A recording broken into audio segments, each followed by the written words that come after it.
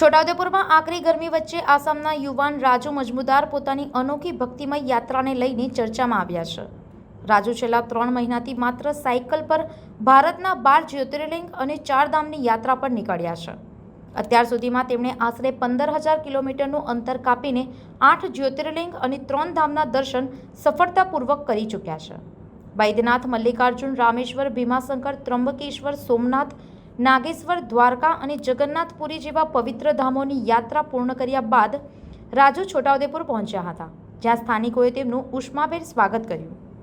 રાજુએ જણાવ્યું કે ગુજરાતના લોકો તરફથી તેમને ભરપૂર પ્રેમ અને સહકાર મળ્યો છે।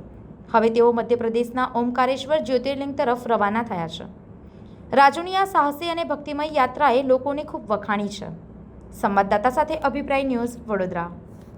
વધુ સમાચાર જોવા માટે અમારી YouTube ચેનલને સબસ્ક્રાઇબ કરો અને જોડાયેલા રહો ફેસબુક, ઇન્સ્ટાગ્રામ અને ટ્વિટર પર।